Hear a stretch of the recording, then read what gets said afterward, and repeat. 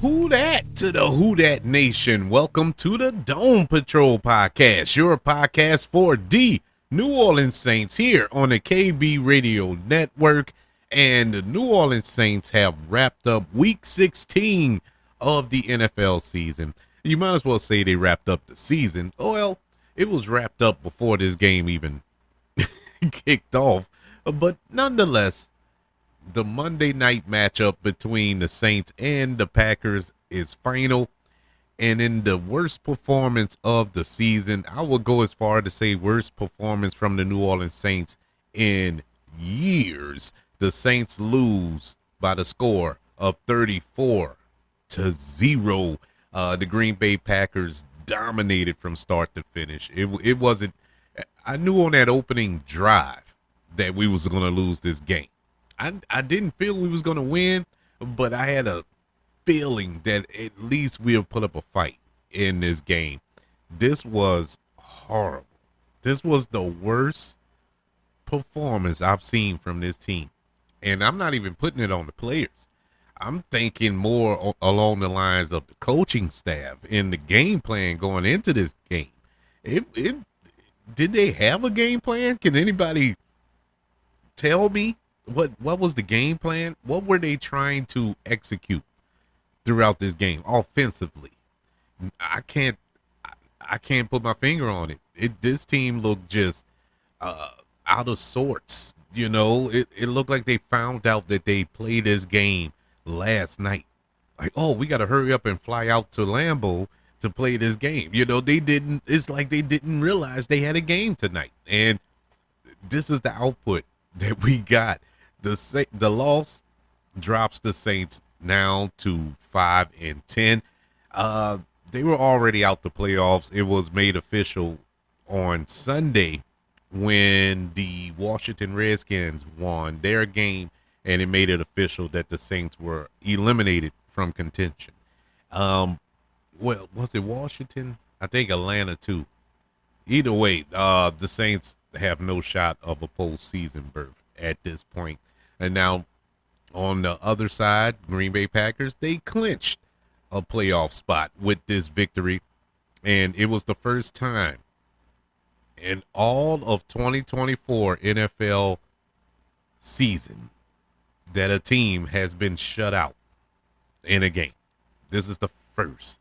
And we know that the New Orleans Saints are a team of first. You know, if you want to break a streak or break a record or do something that you have never done, play the New Orleans Saints. It's going to happen every time. And it's mind-boggling that the New Orleans Saints are always front runners when it comes to that.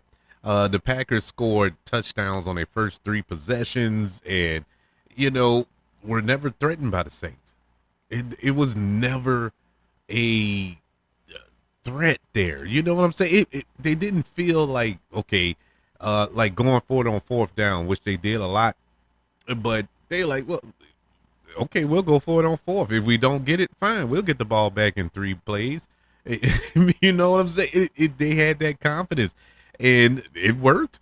You know, in the Saints, it was nothing threatening to the Green Bay Packers. They didn't strike fear in the Green Bay Packers in no shape, form, or fashion. You have a rookie quarterback.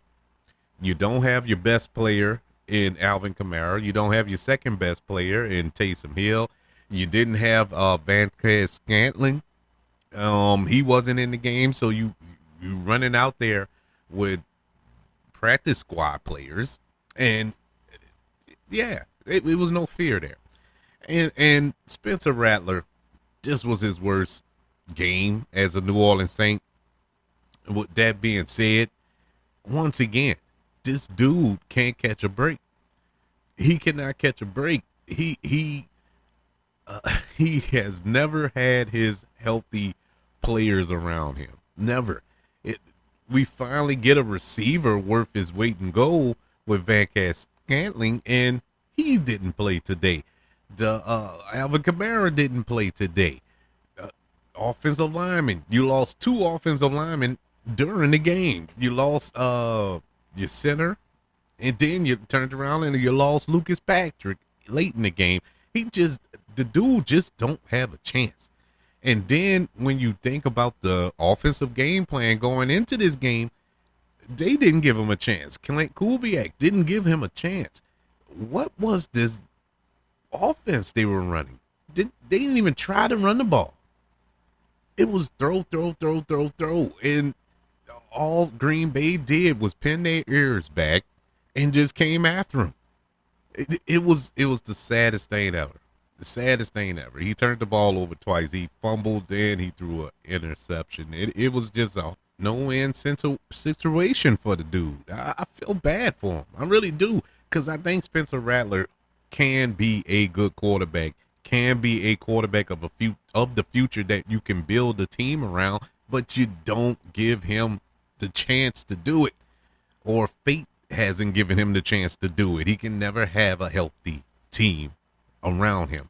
The Saints played without Alvin Kamara, like I said. They didn't have Chris Olave. They didn't have Shadeed, Van Cat Stantling, like I said, Taysom Hill, like I said. I mean, Jesus.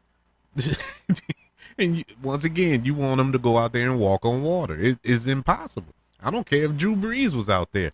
He would have caught the blues.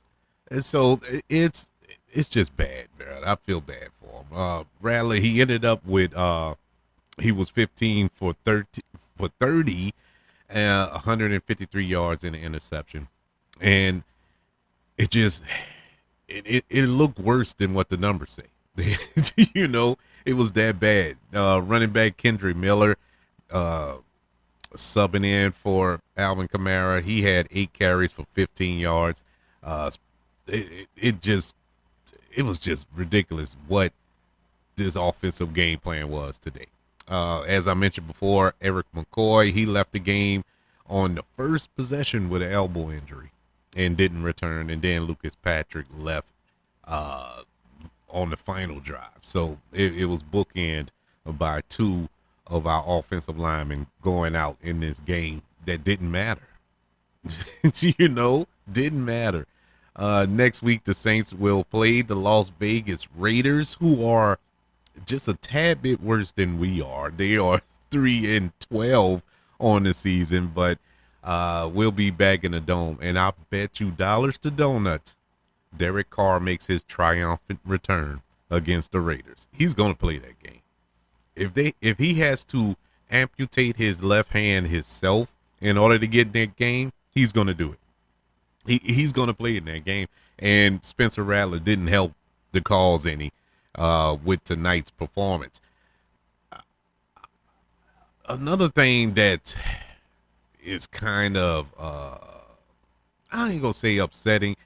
Well, let me say this. Let me start off with this. I'm not even mad. Normally a game like this, I would be like super frustrated. I'm not. I'm not. Like I said, I'm so checked out on this season. It's like whatever, but it is an embarrassing performance. This is an embarrassing output. And what makes matters worse, this is Monday Night Football. This is prime time. This is the world watching this game. And this is what you put out there for the world to see. If it happened on a Sunday, 12 o'clock game, hidden within 8 other games playing at the same time, you can kind of get lost in the shuffle. But when you are at center stage, that's bad, man. And they just looked like the worst team in football, which what they are right now. Let's be honest. The Saints are currently the worst team in football. I don't care what the record may dictate. The way they get on that field, they're the worst team. I mean, we don't have a coach. We don't have a quarterback. We don't have receivers. We don't have an offensive line. Our defense is old as Methuselah. We are just an embarrassment of an organization, which brings me to this. Gail Benson, she made the gangster move a few weeks back by firing Dennis Allen. And she needs to do that again and fire Mickey Loomis. Mickey Loomis isn't coaching his team. Mickey Loomis isn't out there on the field playing. But Mickey Loomis is who put this team together.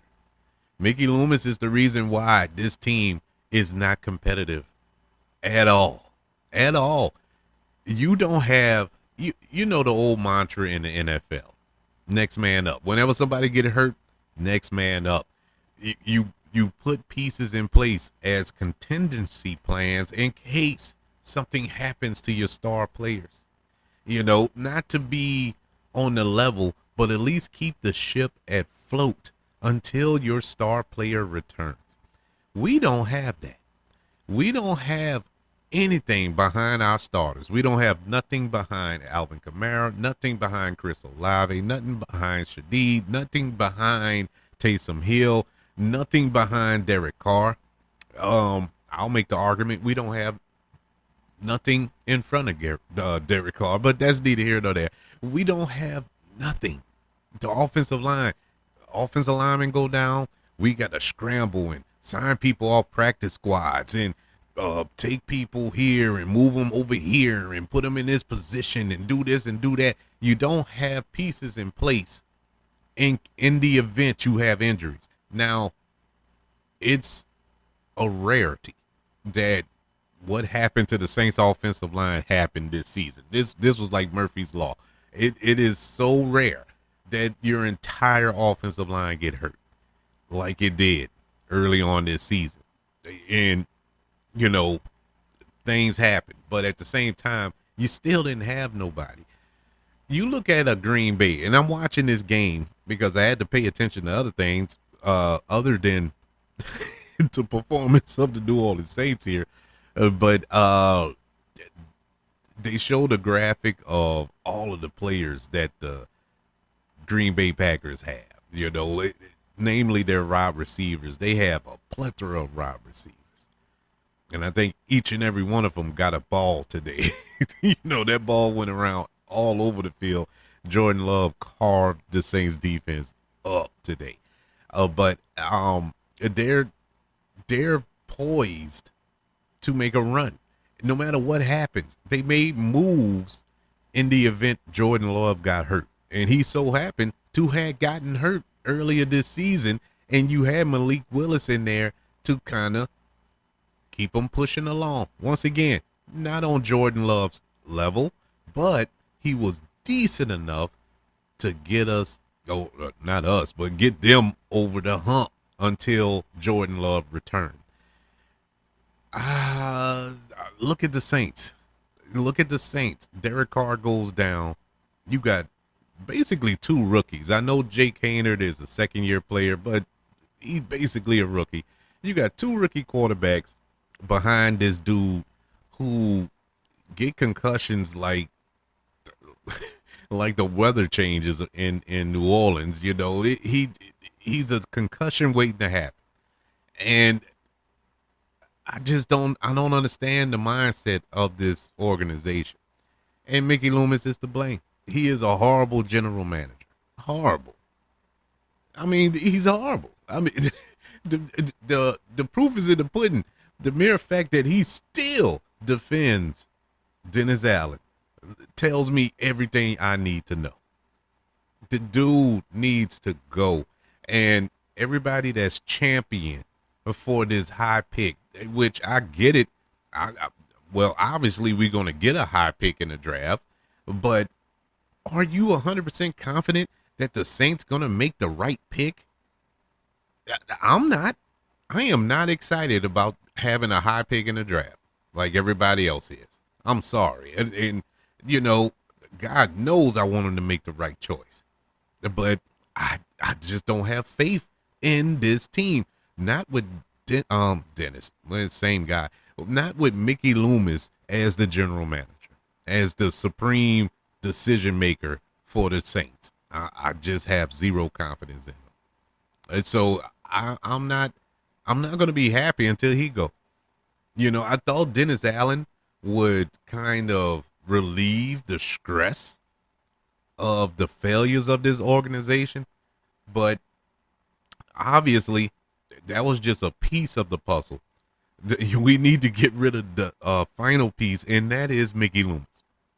And being as though he has a percentage of the team, He's in Tom Benson's will as a part owner of some sorts. And so the odds of him being fired or let go or relieved of his duties are slim to none. And that's the parts that is so disturbing as a Saints fan. But we'll touch in more on that when we get to our season wrap up in a couple of weeks. But it just hit me today. It was like, man, this gotta stop. Because we're gonna another thing, not just the high draft pick, it's the coach search. Will he choose the right coach? Will he bring in the right guy? Now, I love Darren Rizzi. He didn't make a strong case for being hired today. I can tell you that much. This was horrible.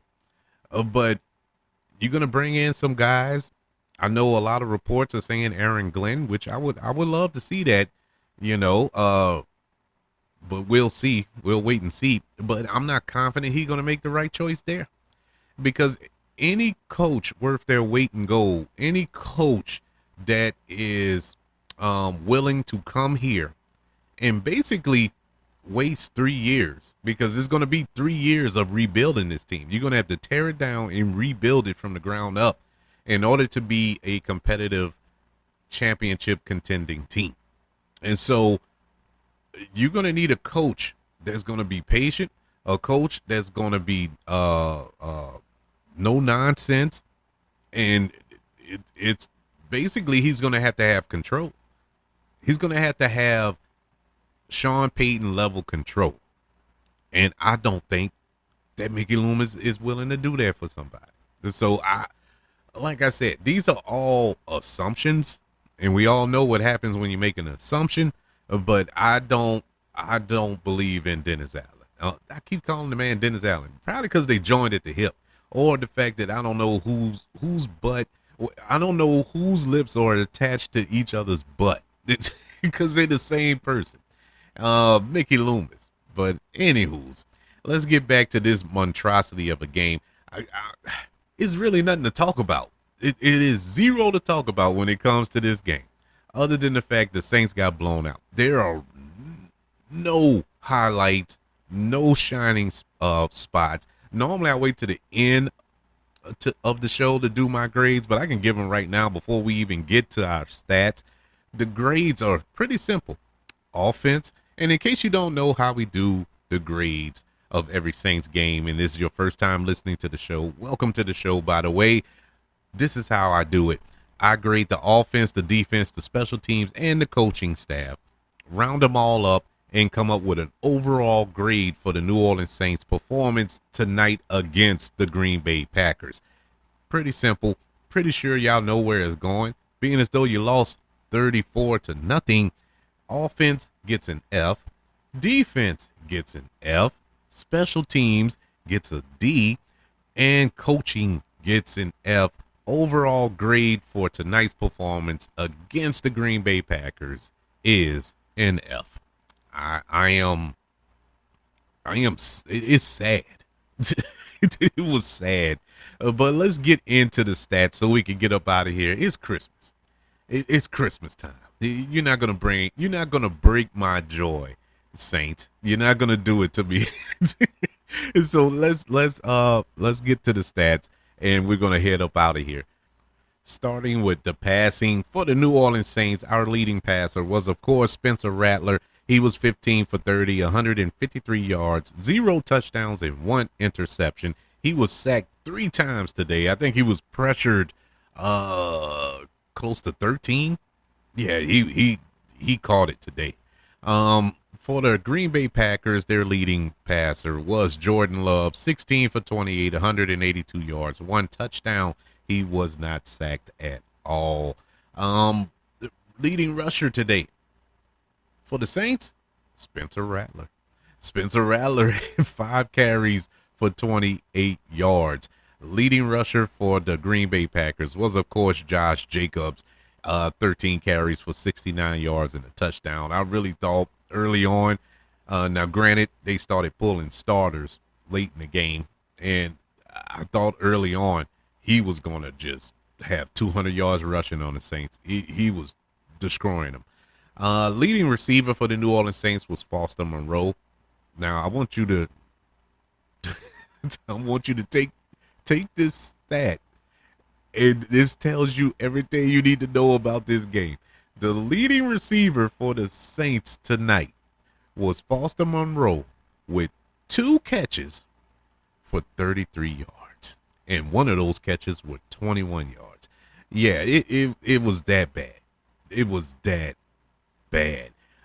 For the Green Bay Packers, their leading receiver was Jaden Reed, 3 catches for 76 yards today.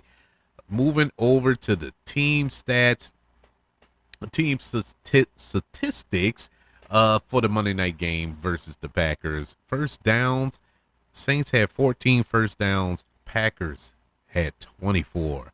On third down efficiency, Saints were 4 for 11. Packers 6 for 13. On fourth down, Saints were 0 for 2, whereas the Packers were 3 for 3. 100% on fourth down. Total plays, Saints ran 53 total plays to the Packers 69. Total yardage, Saints had 196 total yards. Packers had 404. Total drives, both teams had 9 drives apiece. Yards per play, Saints 3.7, Packers 5.9. Passing yardage, Saints 129, Packers 216. Rushing, Saints 68, Packers 188. Red zone, Saints, of course, didn't even sniff the red zone. Did they even cross the 50? I don't think they crossed the 50-yard line tonight. They were 0 for 0. Whereas the Packers got to the red zone 4 times and converted 4 times. Penalties tonight, Saints 7 penalties for 40 yards. Packers 6 penalties for 60 yards. Saints had 2 turnovers tonight. Time of possession, Saints had the ball for 22 minutes and 47 seconds. Packers 47 minutes and 13 seconds. Yeah, that's pretty bad.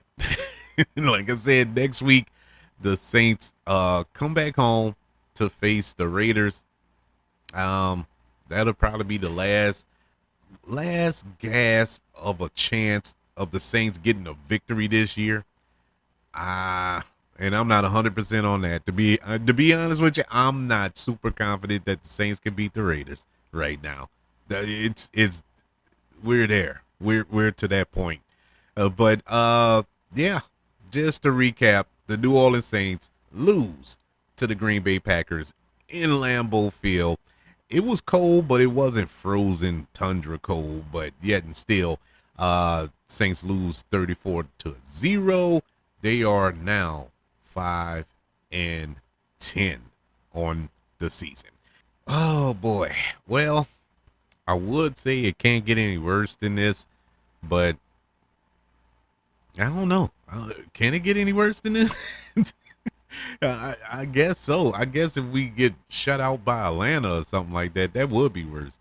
But we are clearly at the bottom of the barrel right now. We are at a low, man, and there's no signs of coming up for air no time soon. But it is what it is. It's still Christmas. It's still the joyous time of the year, the merriest time of the year. At least we have that to celebrate, because we can't celebrate the Saints right now.